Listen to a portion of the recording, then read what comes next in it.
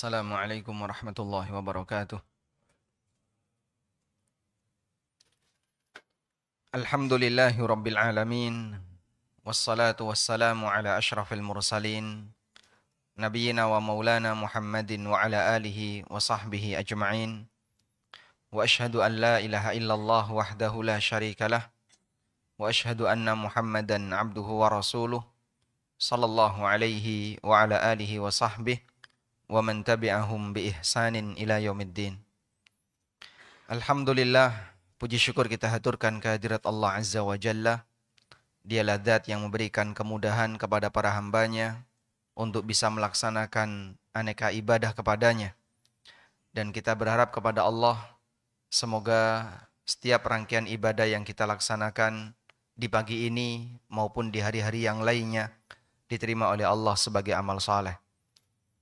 Di kesempatan kali ini, sebagaimana yang tadi disampaikan dalam pengumuman, kita akan mengambil ibrah dari kisah yang Allah sebutkan dalam Al-Quran, kisah tentang Sulaiman alaihissalam dan kisah tentang Qarun. Kita memahami bahwa cerita dalam Al-Quran itu sifatnya sepotong-sepotong. Kisah Sulaiman disebutkan di beberapa surat, dan itu sifatnya sepotong-sepotong. Demikian pula yang terjadi pada Qarun. Karena tujuan dari kisah itu tidak hanya sebatas menceritakan realita di masa silam, tapi lebih kepada bagaimana seorang pembaca Al-Quran bisa mengambil ibrah dan pelajaran darinya. Oleh karena itu, cerita yang disampaikan oleh Allah tentang para nabi bukan cerita utuh. Selain satu nabi yang diceritakan dari awal, dari kecil sampai beliau dewasa, yaitu Nabi Yusuf alaihissalam, itu pun tidak utuh semuanya. Selanjutnya jamaah dimulakan Allah, kenapa dua manusia ini yang kami sebutkan? Karena dalam penggalan cerita tentang Sulaiman dan Qarun, di situ ada pelajaran mengenai definisi syukur dan kufur terhadap nikmat. Seperti apa yang dimaksud orang yang bersyukur terhadap nikmat, dan seperti apa yang dimaksud dengan orang yang kufur terhadap nikmat. Dan Allah Subhanahu wa taala menjanjikan, la in syakartum la azidannakum wa la in kafartum inna adzabi lasyadid. Kalau kalian bersyukur, aku akan tambahkan untuk kalian, dan sebaliknya ketika kalian kufur, dan yang dimaksud kufur di sini adalah kufur nikmat. Inna adzabi lasyadid, sesungguhnya azabku sangat keras. Kita awali dengan kisah Sulaiman alaihi salatu wassalam. Bapak Ibu yang dimuliakan Allah Subhanahu wa taala, Sulaiman termasuk di antara raja dunia. Dan sebagian ulama menyebutkan bahwa raja dunia yang kekuasaannya meliputi seluruh daratan itu ada dua. Seperti yang disebutkan oleh Imam Mujahid bin Jabr, seorang ulama muridnya Ibnu Abbas radhiyallahu anhuma. Beliau mengatakan, Malikul ardi mu'minan wa kafiran. Raja dunia ada 4. 2 mukmin dan 2 kafir. Kemudian beliau memberikan rincian, fal mu'minani Sulaiman wa Dzulqarnain. 2 yang mukmin Sulaiman dan Dzulqarnain. Dan yang dimaksud dengan raja dunia, seluruh dataran bumi ini di bawah kekuasaannya. Sulaiman alaihissalam diberi oleh Allah Ta'ala kendaraan berupa apa? Angin. Fasakharna lahur rih tajri bi amrihi ruha'an haitsu asab. Allah tundukkan kepada Sulaiman ar-rih, angin. Tajri bi amrihi, yang angin itu bisa berhembus sesuai dengan perintah Sulaiman. Ruha'an, dengan hembusan yang nyaman. Tidak seperti asifah, tidak seperti badai. Haitsu asab, haitsu arad, dan dia mengarah sesuai dengan yang dikehendaki oleh Sulaiman. Beliau bisa berpindah dari satu tempat ke tempat yang lain dalam waktu yang sangat singkat. Disebutkan dalam Al-Quran, ghuduha syahrun warwahuha syahr.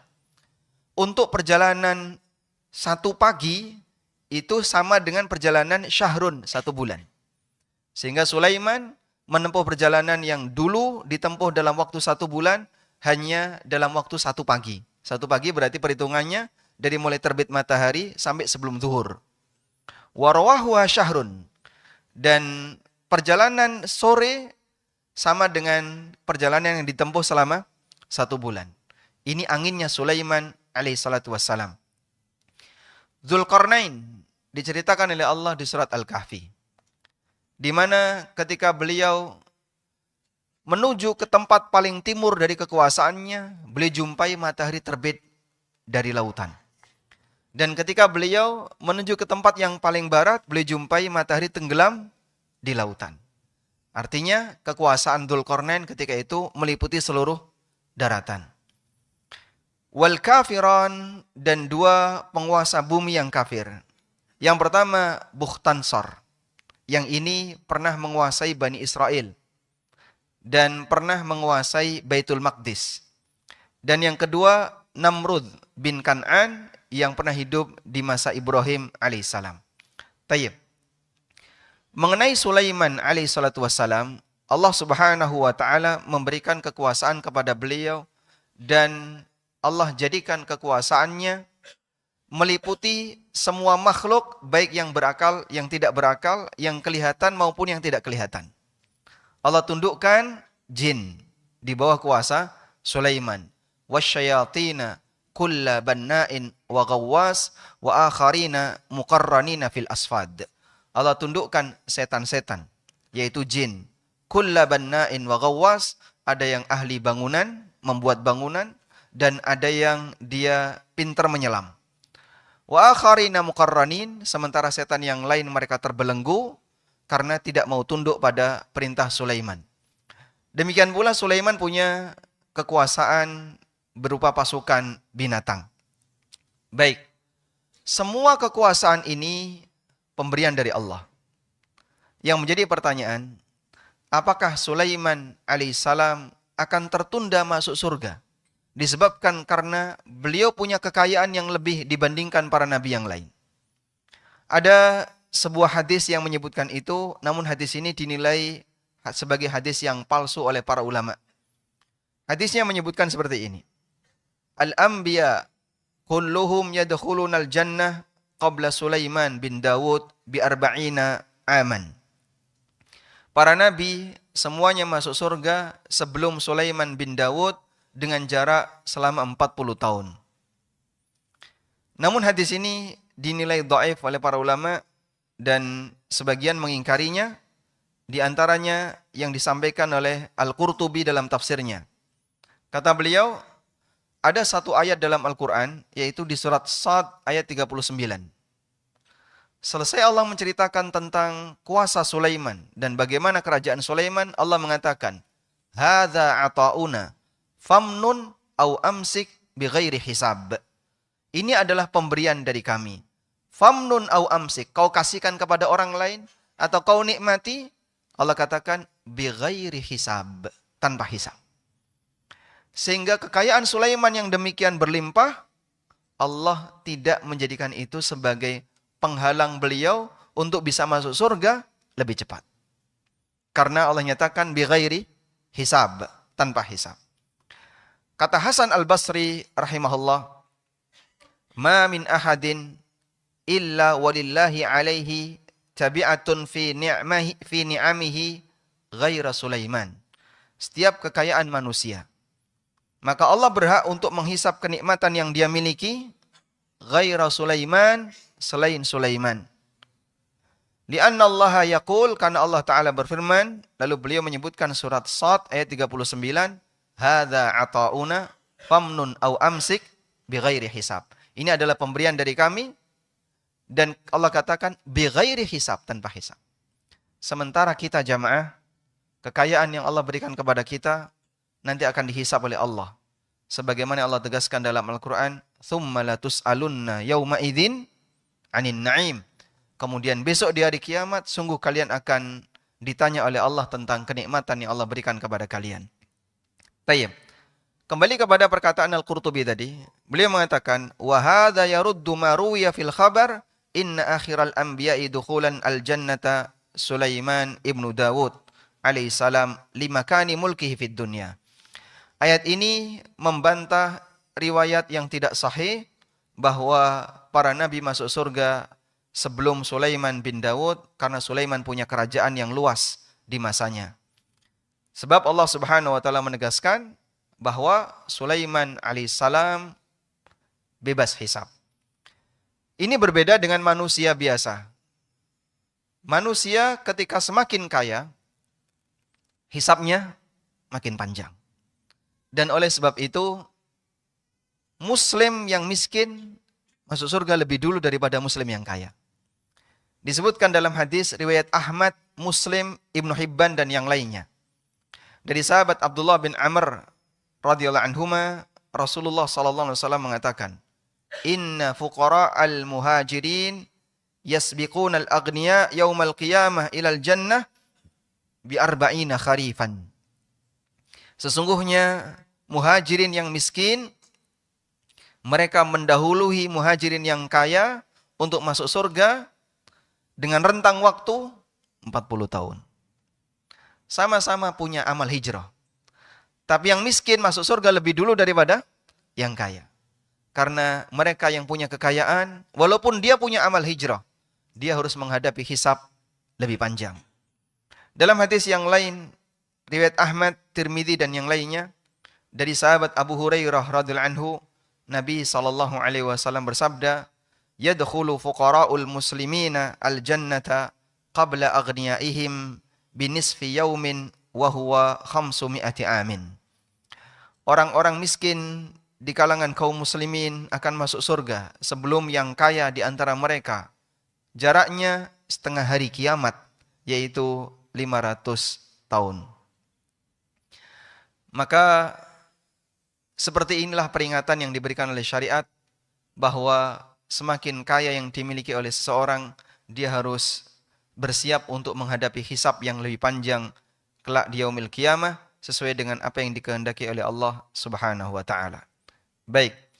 Selanjutnya jamaah, kami akan mengutip sebuah cuplikan kejadian yang pernah terjadi pada Sulaiman alaihissalatu wassalam.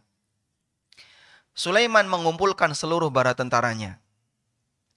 Lalu beliau kehilangan seekor burung, yaitu hudhud. Allah Subhanahu wa taala mengatakan ketika Allah menceritakan tentang Sulaiman. Allah Subhanahu wa taala berfirman, "Wa tafaqqadat tayra faqala ma liya la aral hudhuda am kana minal ghaibin." Ini ada di surat An-Naml ayat 20. "Lau 'adzibannahu 'adzaban syadidan aw la adbahanna aw la ya'tiyanni bisultanin mubin." Sulaiman kehilangan seekor burung. Lalu beliau mengatakan, "Ma liya la aral hudhud." Kenapa aku tidak melihat hudhud? Mana hudhud? Amkana minal ghaibin. Dia enggak datang kenapa? Nanti akan aku hukum dia. Lau adzibannahu adzaban syadidan. Akan aku hukum dia. Au la adzbahanna. Atau nanti tak sembelih itu hudhud. Au la ya'tiyanni bisultanin mubin. Atau dia bisa membawakan alasan yang kuat. Famakatha ghaira ba'id. Kemudian tidak berselang berapa lama. Faqala, tiba-tiba datang hudhud. Lalu dia menyampaikan, "Ahattu bima lam tuhid bih." Aku punya berita yang kamu tidak tahu. Hudhud kemudian menyampaikan, "Inni wajadtu imra'atan tamlikuhum wa utiyat min kulli syai'in wa laha 'arsyun 'azim." Aku menjumpai ada sebuah kerajaan yang ada di daerah Saba dan penguasanya adalah seorang wanita. Dan dia punya arsy yang besar. Wajadtuha wa qaumaha yasjuduna lisyamsi. Namun sayangnya dia, rajanya dan kaumnya nyembahnya ke matahari. Yasjuduna lisyamsi, mereka menyembah matahari. Ada kerajaan besar di daerah Yaman, tapi agamanya agama penyembah matahari. Kemudian Sulaiman mengatakan, "Sananduru asadaqta am kunta minal kadhibin." Baik, saya minta bukti. Kamu benar ataukah kamu ini berdusta? Idhab bi kitabi hadza. Pergilah kamu dengan membawa suratku ini. Fa'alqih ilaihim thumma tawalla anhum fanzur madza yarji'un. sampaikan kepada mereka, selanjutnya kamu tunggu apa yang akan mereka berikan balasan. Qalat, ketika surat itu sampai kepada Malikah Saba, raja atau ratu Saba. Siapa namanya? Bilqis. Bilqis kemudian mengumpulkan bala tentaranya dan beliau mengatakan, Ya ayuhal mala'u inni ulkiya ilayya kitabun karim. Wahai para pembesar kerajaan, aku mendapatkan sebuah surat yang mulia. Innahu min Sulaiman wa innahu bismillahirrahmanirrahim. Alla ta'lu alayya wa'tuni muslimin. Surat ini dari Sulaiman. Isinya Bismillahirrahmanirrahim. Alla ta'lu alayya wa'tuni muslimin. Dan demikianlah sunnah para nabi. Mereka ketika mengirim surat diawali dengan kalimat Bismillahirrahmanirrahim. Dan ini kalimat Bismillahirrahmanirrahim yang disepakati ulama bagian dari Quran. Ulama beda pendapat apakah basmalah itu bagian dari Quran atau tidak. Tapi mereka sepakat Bismillahirrahmanirrahim yang dicantumkan di surat An-Naml ayat 30 bagian dari Al-Quran. Karena dia berada di tengah. Sementara yang berada di depan, di awal surat, apakah itu bagian dari surat tersebut? Ada dua pendapat. Sampai pun Al-Fatihah. Maka ahli qiraah, mereka beda pendapat apakah basmalah itu bagian dari Al-Fatihah atau bukan. Jumhur ahli qiraah bagian dari Al-Fatihah. Sementara untuk surat yang lain, yang benar Bismillah bukan bagian dari surat itu. Sehingga ayat pertama, misalnya Qul Wallahu Ahad, ayat pertama Qul Wallahu Ahad, bukan Bismillah. Namun untuk Al-Fatihah ayat pertama, Bismillah. Alhamdulillahirabbil alamin ayat yang kedua. Baik. Isi dari suratnya Sulaiman bacaan Bismillah, kemudian beliau minta agar Ratu Saba tunduk di bawah kekuasaan Sulaiman. Maka sang ratu ini meminta pendapat kepada mereka. Apa yang harus kita lakukan? Qalu, para pembesar kerajaan mengatakan, Nahnu ulu quwwatin wa ulu ba'sin syadid wal amru ilaiki fanduri madza ta'murin. Kita punya kekuatan yang besar. Kita punya pasukan yang kuat. Ini usulan dari para pembesar kerajaan. Namun keputusan ada di tangan Anda. Tapi Masya Allah, Ratu Bilqis ini walaupun kafir, tapi dia punya nurani yang baik. Dia mengatakan, Innal muluka idha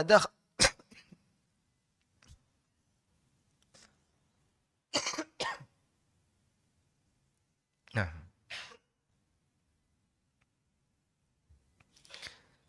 Innal muluka idza dakhalu qaryatan afsaduha wa ja'alu a'izzata ahliha adillah. Raja itu kalau sudah menjajah sebuah daerah, maka mereka akan membuat kerusakan yang besar. Dan nanti orang-orang yang mulia akan dijadikan paling hina. Sehingga posisinya dijungkir. Yang raja jadi paling bawah, siksaannya paling besar, pembesarnya juga nanti akan mendapatkan hukuman paling besar. Wa kadzalika yaf'alun, demikianlah sejarah yang mereka lakukan. Dia ngasih pertimbangan seperti itu. Ini kalau kita perang, kemudian mereka berhasil mengalahkan kita, nanti kita akan dijadikan sebagai orang yang rendahan. Kemudian dia ngasih pilihan, wa inni mursilatun ilaihim bihadiyatin fanadhiratun bima yarji'ul mursalun. Saya sudah kirimkan hadiah untuk mereka. Coba sekarang kita akan lihat bagaimana respon yang nanti akan disampaikan oleh Sulaiman.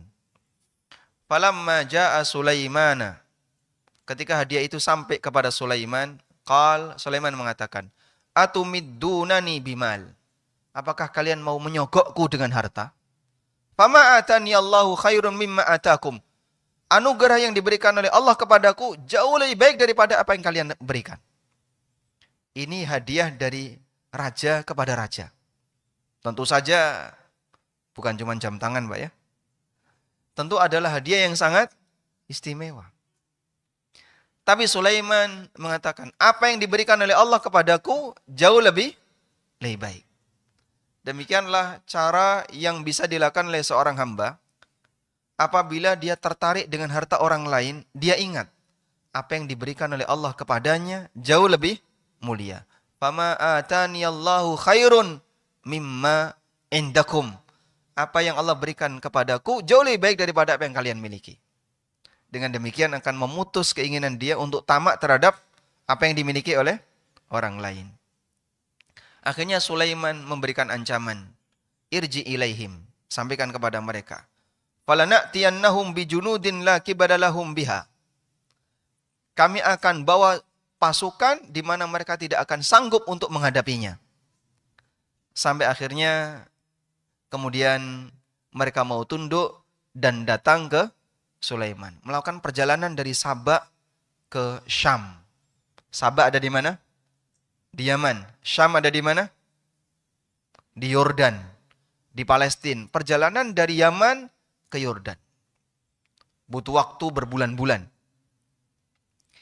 Setelah Sulaiman mendengarkan kabar ini, maka Sulaiman membuat sayembara. Di hadapan para anggota kerajaan, beliau menyampaikan sebuah sayembara. Ya ayyuhal mala'u, ayyukum ya'tini bi'arshiha qabla ayyatuni muslimin. Wahai para pembesar kerajaan, siapa di antara kalian yang mampu untuk mendatangkan singgasananya Balqis sebelum mereka datang ke sini? Yang pertama kali usul siapa? Ifrit. Qala ifritun minal jinni. Ifrit langsung angkat tangan. Ifrit dari kalangan jin mengatakan, Ana atika bihi qabla an taquma min maqamik wa inni alaihi laqawiyyun amin. Aku sanggup untuk mendatangkan singgasana itu sebelum Anda berdiri dari tempat duduk Anda. Dan aku ini adalah makhluk yang kuat, lagi amanah. Akan aku bawa sendirian dan tidak dibawa kemana-mana.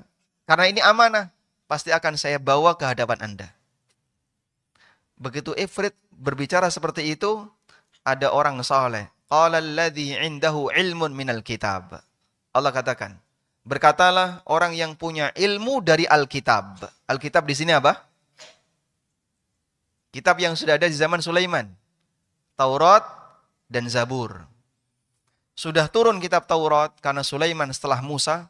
Dan sudah turun Zabur yang ini dimiliki oleh ayahnya, yaitu Dawud.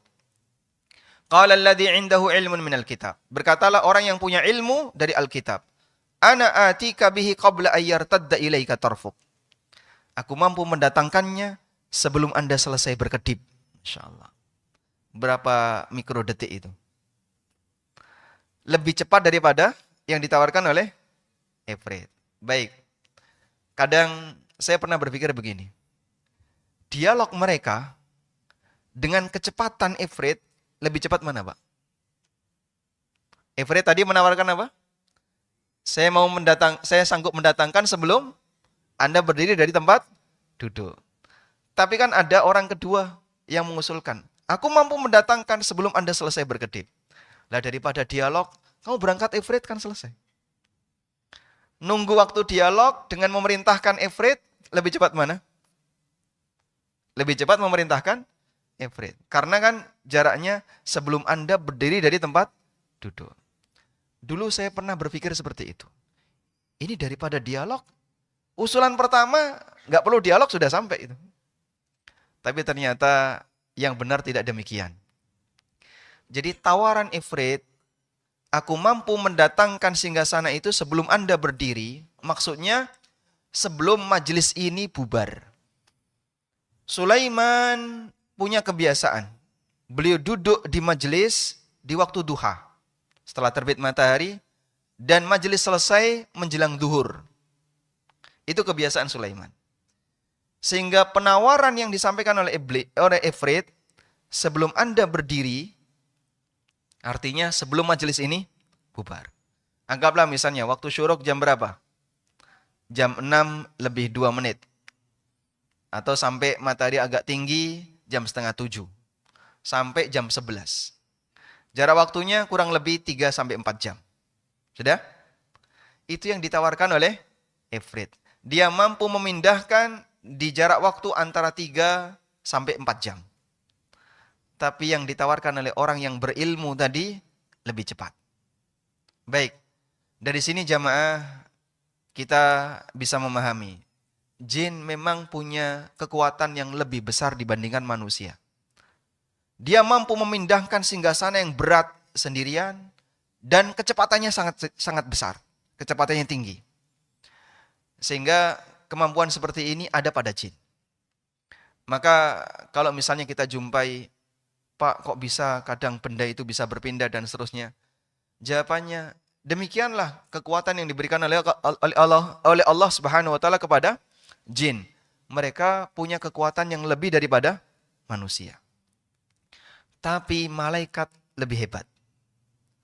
Dan para ulama mengatakan, orang saleh yang dia paham ilmu dari Alkitab tadi dibantu oleh malaikat.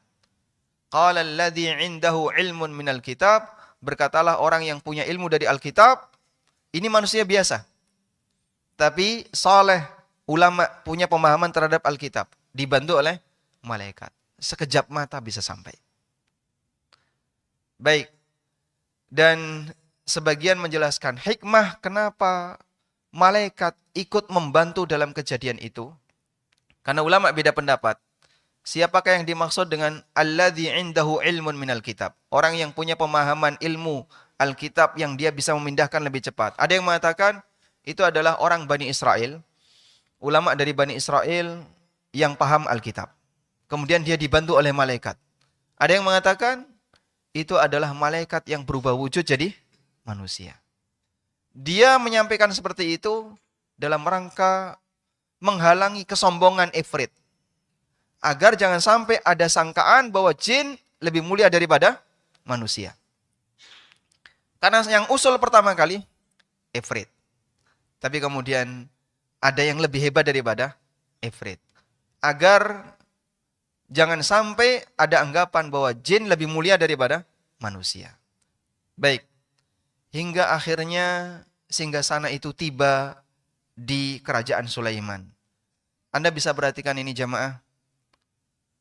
Falamma ra'ahu mustaqiran indah. Ketika Sulaiman melihat singgasana itu sudah berada di hadapannya. Qala, beliau menyampaikan, hadza min fadli rabbi liyabluwani aashkuru am akfur. Ini murni karunia dari Allah, dari Rabbku. Liyabluwani, agar dia mengujiku. Aashkuru am akfur, apakah saya bisa bersyukur ataukah saya akan kufur. Demikianlah yang disampaikan oleh Sulaiman sebagai bentuk rasa syukur beliau kepada Allah Ta'ala. Beliau mengatakan bahwa setelah beliau melihat nikmat besar itu, di mana rakyatnya mampu memindahkan singgasana yang diinginkan oleh Sulaiman untuk pindah dari tempat yang sangat jauh, kemudian beliau mengatakan, ini semuanya murni karunia Allah. Dia kembalikan nikmat itu kepada siapa? Dat yang memberinya, Allah Subhanahu wa taala. Beliau tidak mengatakan, ini karena kehebatan kuasaku. Ini karena kehebatan kerajaanku. Ini karena kehebatan dari rakyatku. Beliau tidak mengatakan demikian. Tapi yang beliau sampaikan, ini murni karena pemberian dari Allah. Dia hendak mengujiku, apakah aku bisa bersyukur ataukah aku akan kufur. Wa man syakara fa innama yashkuru li nafsihi. Dan siapa yang bersyukur, hakikatnya dia bersyukur untuk dirinya. Wa man kafara fa inna rabbi ghaniyyun karim. Dan siapa yang kufur, sesungguhnya Allah zat yang maha kaya, ghani, gak butuh seluruh hambanya. Karimun, dan dia zat yang maha mulia. Baik, sehingga kita mendapatkan pelajaran, hakikat dari syukur adalah al-i'tiraf bi anna hadhin ni'mah minar Rabbi Jalla Jalaluh. Pengakuan bahwa nikmat yang Allah berikan kepada kita itu adalah murni atas pemberian Allah Subhanahu wa taala. Sekarang kita bandingkan dengan orang yang kedua. Kita beralih pada Qarun. Manusia yang diberi kekayaan oleh Allah Subhanahu wa taala. Diceritakan oleh Allah di surat Al-Qasas mulai dari ayat 76. Baik, saya mau tanya Pak. Di Kalibata ini ada berapa tower? Ada? Berapa? 18 tower. Satu tower ada berapa unit? 800-an. Andaikan seluruh kunci unit itu dikumpulkan, kira-kira beratnya berapa, Pak? Kuncinya saja, Pak. Seperti ini yang Allah gambarkan tentang kekayaan Qarun. Inna Qaruna kana min qaumi Musa. Sesungguhnya Qarun adalah kaumnya Musa. Sebagian ulama menyebutkan innahu ibnu akhi Musa. Innahu ibnu ammi Musa. Bahwasanya Qarun itu putra dari pamannya Musa. Berarti apanya? Sepupu. Qarun dengan Musa itu sepupu. Fabagha alaihim. Dan Qarun bertindak melampaui batas kepada masyarakat Bani Israel. Allah katakan, wa atainahu minal kunuzi ma inna mafatihahu latanu'u bil usbati ulil quwwah. Kunci gudangnya itu kalau dikumpulkan hanya bisa diangkat oleh sejumlah orang yang kuat-kuat. Makanya kalau Bapak kumpulin ya, kunci seluruh unit di apartemen Kalibata. Ada 18 tower, satu tower sekian ratus unit, kumpulkan seluruh kuncinya. Kira-kira bisa diangkat berapa orang? Seperti itulah gambaran dan tentu saja kekayaan yang dimiliki Qarun lebih banyak daripada yang kita jumpai saat ini.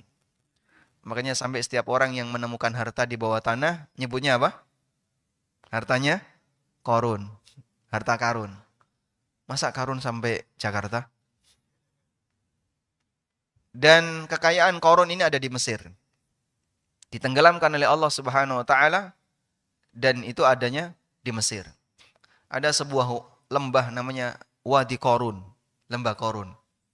Katanya di tempat itu Qarun ditenggelamkan. Baik. Kemudian Allah sebutkan sebuah nasihat yang diberikan oleh Bani Israel yang saleh kepada Qarun. Idh qala lahu qaumuh. Ingatlah ketika masyarakatnya Qarun menyampaikan kepada Qarun, la tafrah, innahu la yuhibbul farihin. Jangan kau bangga terhadap hartamu. Allah tidak menyukai orang yang bangga terhadap hartanya. Wabtaghi fima atakallahu ad-daral akhirah. Wala tansa nasibaka minad dunya. Bersemangatlah untuk mencari janji yang Allah sediakan di akhirat, tapi jangan kau lupakan jatahmu di dunia. Wa ahsin kama ahsanallahu ilaik. Berbuat baiklah kamu sebagaimana Allah telah berbuat baik kepadamu. Wala tabghil fasada fil ard. Jangan berbuat kerusakan. Innallaha la yuhibbul mufsidin. Sesungguhnya Allah tidak menyukai orang yang berbuat kerusakan. Ada berapa pesan? Ada berapa pesan? 4 pesan. 4 pesan yang disebutkan oleh Allah di surat Al-Qasas. Pesan yang disampaikan oleh orang saleh Bani Israel kepada Qarun. Para ulama mengatakan 4 pesan ini adalah pesan yang menggambarkan bagaimana sikap yang ideal terhadap harta. Bagaimana interaksi yang ideal terhadap harta? Anda lihat 4 pesan ini. Yang pertama, la tafrah, innahu la yuhibbul farihin. Jangan bangga dengan harta. Sesungguhnya Allah tidak menyukai orang yang bangga terhadap harta. Kebanggaan terhadap harta, kebanggaan yang tercela. Karena dunia ini terhina di hadapan Allah Azza wa Jalla. Maka yang seperti ini tidak selayaknya dibanggakan. Dan ada beberapa fenomena di mana masyarakat sangat bangga terhadap dunia. Contohnya yang Allah gambarkan di surat Al-Humazah. Wailun likulli humazatin lumazah. Alladzi jama'a malan wa addada. Celakalah al-humazah lumazah. Yang dia punya kebiasaan jama'a malan wa addada. Suka mengumpulkan harta dan suka menghitungnya. Sebagian ulama menyebutkan ada orang yang dia merasa bahagia ketika ngitung duit. Tapi zaman sekarang sudah tidak ada budaya ngitung duit. Kecuali orang yang misalnya kerja jadi kasir, atau yang dia punya toko sembako. Meskipun secara semangat sama, banyak orang yang punya kebiasaan di mana dia bahagia kalau cek saldo. Betul kayak gitu, Pak? Sebelum tidur cek saldo. Bangun tidur cek saldo. Dia melihat ada banyak angka nol, itu senang. Dan itu masuk kategori alladzi jama'a malan wa addada. Maka kebahagiaan seorang hamba ketika dia cek saldo, melihat hartanya banyak, ini kebanggaan yang dicela dalam Al-Quran. Ada orang misalnya, kendaraan apa sebelum dinaiki difoto dulu? Angkot, ya. Sebelum naik angkot, selfie enggak? Selfie enggak? Tapi kenapa orang sebelum naik pesawat selfie? Dia merasa bangga dengan itu. Sehingga dia selfie dengan background Garuda, padahal naik Lion. Ini potret bahwasanya dia merasa bangga dengan apa yang dia miliki. Kebanggaan seperti ini termasuk kebanggaan yang tercela. Wa farihu bil hayati dunya. Wa mal hayatu dunya illa mata'. Mereka bangga terhadap kenikmatan dunia, padahal itu hanya kenikmatan sementara. Allah ingatkan, la tafrah innahu la yuhibbul farihin. Innallaha la yuhibbul farihin. Jangan kalian merasa bangga dengan dunia. Allah tidak menyukai orang yang bangga terhadap dunia. Yang kedua, bersemangatlah untuk mencari akhirat. Wala tansa nasibaka minad dunya. Tapi jangan melupakan jatah di dunia. Maksudnya gimana, Pak? Sekalipun kita beraktivitas sehari-hari, dominan aktivitas dunia. Sehingga kalau kita diminta untuk mengukur lebih banyak mana kegiatan dunia atau kegiatan akhirat, kita sepakat dunia lebih banyak. Namun dalam ayat ini Allah jelaskan secara semangat batin orang diajarkan bersemangatlah untuk mencari akhirat. Maksudnya gimana? Waktu yang Anda keluarkan untuk dunia, bisa enggak ditumbuhkan semangat untuk mencari akhirat ketika itu? Sangat mungkin. Contohnya, saat dia bekerja, dalam bayangan dia, pertama, saya ingin menunaikan kewajiban saya sebagai seorang suami, kepala rumah tangga, saya harus ngasih nafkah. Yang kedua, saya tidak ingin jadi beban bagi yang lain, sehingga saya tidak ingin meminta-minta, maka saya bekerja. Yang ketiga, saya berharap semoga dengan ini saya bisa bayar zakat. Saya bisa menunaikan rukun Islam berupa zakat. Bahkan dia berharap bisa haji, menunaikan rukun Islam yang kelima. Dengan menghadirkan semangat itu, insya Allah kerja yang dia lakukan bisa bernilai pahala. Artinya dia kerja tidak hanya sebatas dalam bayangan dia, yang penting mengumpulkan harta, tapi dia punya program, dia punya rencana besar, setelah harta ini kumpul, apa yang akan saya lakukan? Dan itu berbeda jamaah. Antara yang sifatnya hanya sebatas mengumpulkan harta, dengan mereka yang punya niat untuk beramal dengan harta yang dia punya. Ada salah satu sahabat yang beliau pernah berdoa kepada Allah agar tidak jadi orang miskin. Beliau adalah Sa'ad bin Ubadah. Beliau pernah mengatakan, Allahumma la yasluhunil qalil wa la asluhu alayya. Ya Allah, aku enggak layak jadi orang miskin dan aku enggak mau jadi orang miskin. Pernah berdoa kayak gini? Enggak pernah ya? Kenapa Sa'ad bin Ubadah mohon kepada Allah seperti itu? Karena beliau punya komitmen ingin memenuhi kebutuhan Nabi SAW dan para sahabat muhajirin di kota Madinah. Sa'ad bin Ubadah termasuk salah satu pembesar Madinah. Beliau adalah Sayyidul Khazraj, pemimpin suku Khazraj di kota Madinah. Maka beliau ingin agar muhajirin yang tidak mampu, beliau yang mencukupi. Dan sampai disebutkan dalam riwayat, di malam hari, sahabat itu punya kebiasaan gandeng orang untuk diajak makan ke rumahnya. Dulu kan nggak ada seperti tempat kita, Pak ya. Ada warung Padang, warung Tegal, atau soto Surabaya. Ya, seperti di tempat kita ada banyak warung. Dulu nggak ada. Muhajirin yang datang ke Madinah, ahlu sufa yang mereka ingin belajar Islam. Terus kebutuhan mereka siapa yang mencukupi? Masyarakat Ansor. Diajak pulang, disuguhi makanan. Sehingga mereka dijamin oleh masyarakat Ansor. Diceritakan, satu orang Ansor bisa membawa 2, 3, atau 1 orang. Sa'ad bin Ubadah bisa membawa 80 orang.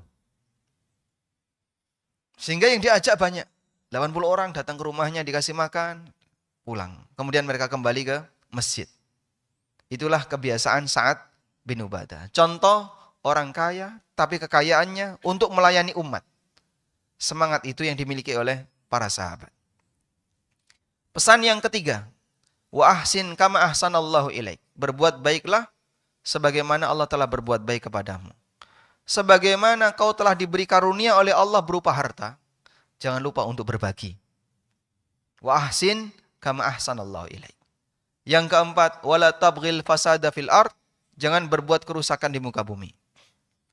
Innallaha la yuhibbul mufsidin, karena Allah tidak menyukai orang yang berbuat kerusakan. Maksudnya apa ini? Berbuat maksiat dengan harta yang dia punya. Orang punya potensi harta untuk maksiat gampang enggak? Lebih mudah daripada yang enggak punya harta. Maka pesan yang terakhir yang keempat. Bagi Anda yang punya harta, Anda punya potensi yang lebih besar untuk berbuat maksiat. Allah ingatkan, wala tabghil fasada fil ard. Jangan berbuat kerusakan. Pesan ini disampaikan kepada Qarun di zamannya. Dengan kekayaan yang dia punya. Apakah Qarun punya tambang minyak? Atau dia melakukan eksploitasi alam? Tidak. Lalu apa yang dimaksud berbuat kerusakan? Bukan berbuat kerusakan terhadap alam, tapi maksudnya berbuat maksiat. Karena perbuatan maksiat itu merusak tatanan sosial. Dan kerusakan terhadap tatanan sosial lebih berbahaya daripada kerusakan terhadap fisik. Kerusakan bumi ada 2, kerusakan fisik dan kerusakan tatanan sosial. Kerusakan tatanan sosial, walaupun fisiknya bagus, tapi moralnya rusak, ini lebih berbahaya. Kita misalnya tinggal di sebuah daerah, fasilitasnya banyak, banyak bangunan yang megah, tapi tatanan sosialnya rusak. Di sini banyak orang judi, banyak orang mabuk, banyak orang zina, prostitusi, tatanan sosialnya rusak. Sengketa ada di mana-mana, riba merebak di mana-mana, praktek harta haram ada di mana-mana, suap dan sogok menyebar di mana-mana. Isinya pokoknya maksiat. Nyaman nggak tinggal di tempat kayak gini, Pak? Nggak nyaman. Walaupun penuh dengan fasilitas. Tapi ketika di daerah yang sederhana, masih dekat dengan sawah, masyarakatnya baik, tidak ada praktek maksiat, tatanan sosialnya bagus, hidup akan lebih nyaman. Sehingga kenyamanan hidup tidak diukur dari materi, tapi diukur dari sejauh mana tatanan sosial sesuai dengan aturan. Baik.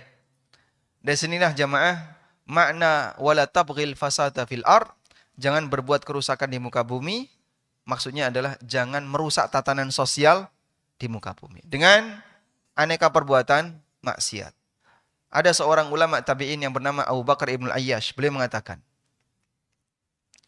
Innallaha ba'atha Muhammadan sallallahu alaihi wasallam ila ahlil ardi wa hum fi fasadin. Allah mengutus Nabi Muhammad sallallahu alaihi wasallam kepada penduduk bumi dikala mereka sedang rusak.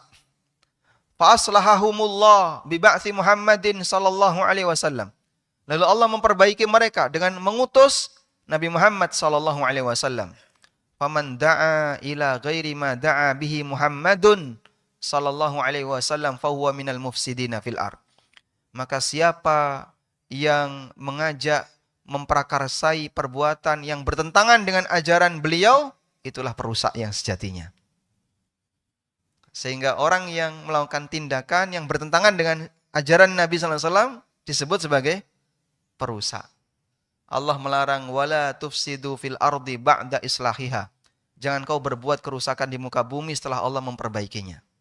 Dengan melakukan perbuatan yang melanggar syariat Nabi Muhammad sallallahu alaihi wasallam. Baik berkaitan dengan masalah akidah, ibadah, maupun muamalah atau aktivitas yang lainnya. Tayyib. Di mana pernyataan Qarun yang menunjukkan kalau dia tidak bisa bersyukur? Di ayat 78. Selesai dia dikasih nasihat dengan 4 pesan tadi, Qarun mengatakan, Qarun berkata, innama utituhu ala ilmin indi.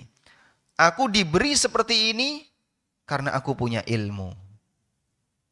Sehingga aku kaya kayak gini karena aku pintar pemasaran. Aku orangnya ulet dalam bekerja. Aku rajin. Aku pintar manajemen. Aku ini, aku ini.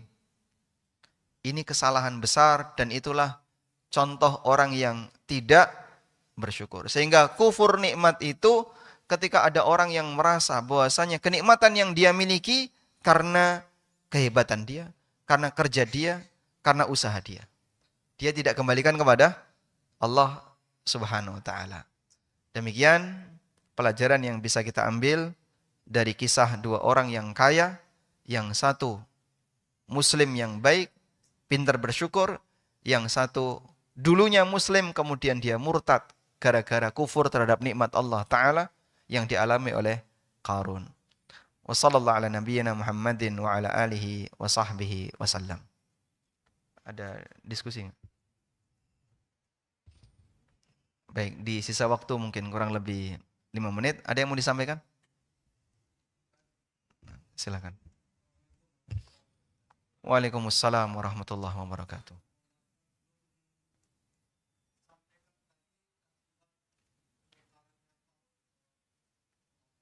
Masya Allah. Baik, berarti akhir hidup Qarun bagaimana? Perlu diceritakan di sini? Ada yang bertanya bagaimana dengan akhir kehidupan Qarun? Yang itu juga masih bagian dari lanjutan cerita Allah Subhanahu wa taala tentang Qarun. Akhir dari kehidupan Qarun ditenggelamkan oleh Allah dan ada satu kejadian yang menarik ketika Qarun ditenggelamkan oleh Allah. Bagi Anda yang bawa mushaf, silakan dibuka. Mulai dari ayat 79. Surat Al-Qasas ayat 79. Selesai dia menampakkan kesombongannya. Aku kaya ini karena aku orang yang berilmu. Karena aku pinter ini. Akhirnya Qarun karnaval. Dengan menampakkan seluruh kekayaannya. Fakharaja ala qaumihi fi zinati. Maka keluarlah Qarun mengarak hartanya di hadapan masyarakatnya. Ketika Qarun keluar karnaval untuk mengarak hartanya, manusia ada 2 jenis. Yang pertama, qala alladziina yuriduna al-hayata ad-dunya ya laita lana mithla ma utiya Qarun innahu ladzu hadzin adzim. Orang yang punya ketamakan terhadap dunia, punya hasrat terhadap dunia, dia mengatakan, andaikan saya punya harta seperti yang dimiliki oleh Qarun, sehingga saya bisa ngikuti Qarun, innahu ladzu hadzin adzim, sungguh dia adalah orang yang sangat beruntung. Qarun itu wong bejo. Ya. Qarun itu orang yang sangat beruntung, orang yang sukses. Manusia jenis yang kedua, orang yang berilmu di kalangan Bani Israel. Wa qala alladziina utul ilma. Berkatalah orang-orang yang berilmu di kalangan Bani Israel. Wailakum. Kenapa kalian punya keinginan seperti itu?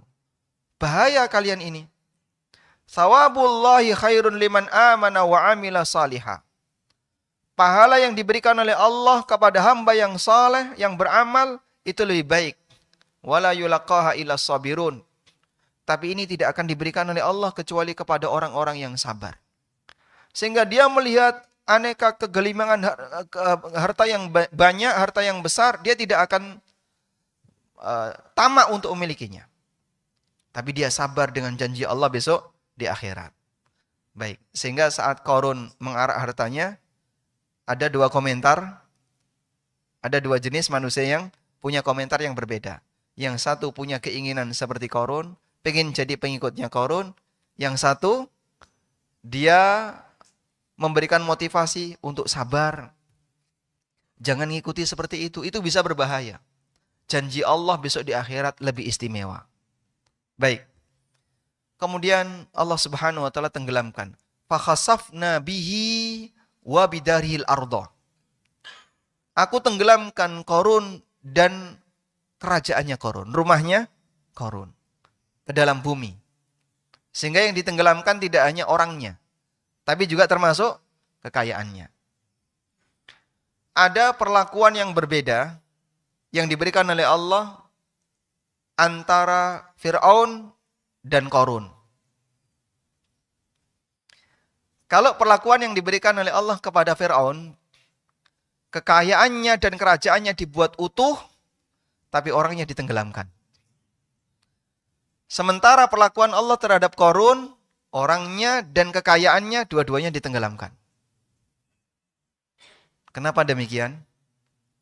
Karena kerajaannya Fir'aun setelah dia ditinggal oleh Fir'aun. Jadi pada saat Bani Israel keluar dari Mesir, kemudian mereka menyeberangi lautan, dikejar oleh siapa? Fir'aun dan bala tentaranya. Seluruh pasukannya dikeluarkan. Dia dan seluruh pasukannya ikut keluar. Biasanya kan raja itu kalau mau nyerang daerah tertentu kan cukup nyuruh orang, kamu jadi panglima perang, bawa sekian pasukan. Dia duduk di istana. Ini enggak. Dia turun dari singgasananya, ikut ngejar Musa. Bodohnya Fir'aun, selesai Musa bersama Bani Israel menyeberang lautan, dia ini kan punya dua pilihan ya. Kalau dia balik, dia pulang, dia masih bisa menikmati kerajaannya. Dia tidak akan tenggelam. Kalau dia pulang ya. Tapi kalau dia ngejar Musa, resikonya dia tenggelam. Tapi Masya Allah, Allah sematkan kesombongan yang tinggi pada Fir'aun dan bala tentaranya. Kita nggak boleh berhenti sampai di sini. Kejar dia. Dikejar Pak. Ya sudah, tenggelam. Maka Allah katakan dalam Al-Quran, dia meninggalkan istananya. Gimana kalimat ayatnya? Allah sebutkan dalam Al-Quran, coba.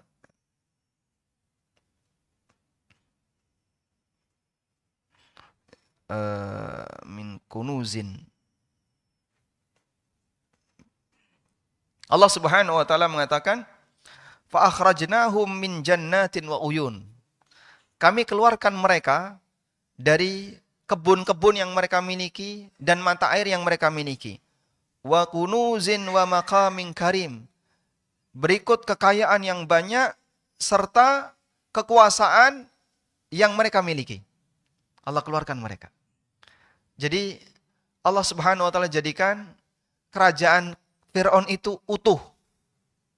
Enggak ada yang kurang. Tapi orangnya yang dikeluarkan. Lalu ditenggelamkan semuanya. Sebagaimana dulu pada waktu Fir'aun berkuasa, lelaki muslim Bani Israel, lelaki yang lahir, anak laki-laki yang lahir dibantai. Dibunuh apa? Abna'ahum wa yastahyi nisa'ahum. Yang laki-laki dibantai, yang perempuan dibiarkan hidup. Maka Allah balas seluruh laki-laki kerajaannya Fir'aun mati. Tinggal yang ada di kerajaan Fir'aun itu perempuan, orang yang lemah, dan istananya. Kadzalika wa auratsnaha Bani Israil. Demikianlah kami wariskan itu untuk Bani Israel. Diceritakan dalam sebagian riwayat, selesai Fir'aun ditenggelamkan, Musa mengutus Nabi Yusha bin Nun untuk datang ke Mesir dan menyerang kerajaannya Fir'aun. Sahlun maisur, nggak ada gangguan sama sekali. Mau tinggal perempuan. Sehingga istananya dikuasai oleh kaum muslimin Bani Israel, kemudian simpanan-simpanan mereka dikuasai oleh Bani Israel. Yang laki-lakinya sudah tenggelam semuanya. Subhanallah. Demikianlah kuasa Allah Subhanahu wa taala. Tapi kalau Qarun tidak. Baik. Kita kembali kepada kisah Qarun tadi. Setelah ditenggelamkan, sudah? Orang yang tadi punya keinginan terhadap kehidupan dunia, yang ingin jadi pengikutnya Qarun, apa komentarnya? Allah katakan, wa asbahal ladzina tamannau makanahu bil amsi yaqulun. orang yang kemarin punya keinginan untuk seperti Qarun, jadi pengikutnya Qarun, mereka berkomentar, wa ka'annallaha yabsutur rizqa liman yasha'u min ibadihi wa yaqdir. Sungguh Allah telah mengatur rizki bagi para hambanya. Ada yang dilapangkan dan ada yang disempitkan. Semuanya terserah Allah. Laula amannallahu alaina la khasafa bina. Andaikan Allah tidak memberikan kenikmatan bagi kami, tentu Allah akan menenggelamkan kami bersama Qarun. Wa ka'annahu la yuflihul kafirun. Sungguh orang-orang kafir tidak akan beruntung. Baik, artinya begini Pak. Coba Anda perhatikan. Andaikan orang yang punya hasrat terhadap dunia tadi tidak diingatkan oleh orang yang berilmu, kira-kira gimana Pak? Ya, ikut tenggelam dia. Ikut mati Pak. Disinilah sampai ulama mengatakan, pengaruh ilmu menyelamatkan nyawa. Pengaruh dari dakwah ilmiah itu bisa menyelamatkan nyawa manusia. Contohnya dalam kejadian ini. Sehingga para ulama yang menyampaikan kebaikan berupa ajaran syariat, itu sampai pada posisi menyelamatkan nyawa dan keselamatan para hamba. Andaikan tadi orang yang terlalu berhasrat terhadap dunia tidak ditahan oleh orang-orang yang berilmu. Kalian ini gimana, itu bahaya. Kalian jangan punya keinginan seperti itu. Sabar. Janji Allah di akhirat jauh lebih hebat. Sabar. Sampai kemudian kejadiannya mereka lihat, barulah mereka sadar. Andaikan Allah tidak memberikan nikmat kepadaku, saya akan tenggelam bersama mereka. Dan ini contoh bagaimana peran orang yang berilmu, peran ulama sampai pada tingkatan bisa menyelamatkan nyawa. Ibnu Abbas radhiyallahu anhu, pada saat terjadi ketegangan yang besar antara Ali bin Abi Thalib dengan kelompok Khawarij. Khawarij berkumpul sejumlah 3.000 orang di daerah Harura. Lalu mereka bersiap untuk menyerang Ali bin Abi Thalib. Ya? Ibnu Abbas minta izin, aku akan datangi mereka. Ali sudah melarang, kamu nanti akan dibunuh sama mereka. Enggak, insya Allah mereka enggak bakalan berani ganggu aku. Ibnu Abbas sangat dihormati oleh orang Khawarij. Walaupun beliau ada di kubu Ali, tapi orang Khawarij enggak berani ganggu. Karena Ibnu Abbas Ahlul Bait dan manusia yang dikenal sebagai ahli tafsir, referensi dalam masalah agama, ulama besar. Datang Ibnu Abbas sendirian. Ya mungkin ditemani oleh beberapa orang. Lalu beliau berdebat dengan Khawarij. Sudah? Selesai debat, 3.000 orang, 2.000 tobat. Tinggal 1.000. 1.000 ini yang diserang oleh Ali bin Abi Thalib. Terjadi peperangan Ali dengan 1.000 orang Khawarij. Semuanya dibunuh. Tidak ditinggalkan seorang pun. Khawarij di zaman Ali bin Abi Thalib dihabisi semuanya. Anda bisa bayangkan, andaikan yang 2.000 ini belum tobat, mereka akan jadi korban. Demikianlah pengaruh ulama ketika mengajarkan pendidikan kepada masyarakat sampai pada tingkatan menyelamatkan nyawa. Sehingga peran ilmu itu luar biasa. Ilmu bisa menyelamatkan hamba dari mara bahaya. Di sini semoga jadi motivasi agar kita selalu dekat dengan ilmu yang diajarkan oleh Allah melalui nabinya sallallahu alaihi wasallam. Wallahu a'lam. Walhamdulillahirabbil alamin. Demikian yang bisa kita sampaikan, semoga bermanfaat. Wassallallahu ala nabiyyina Muhammadin wa ala alihi wa sahbihi wasallam. Wa akhiru da'wana anil hamdulillahi rabbil alamin. Wassalamualaikum warahmatullahi wabarakatuh.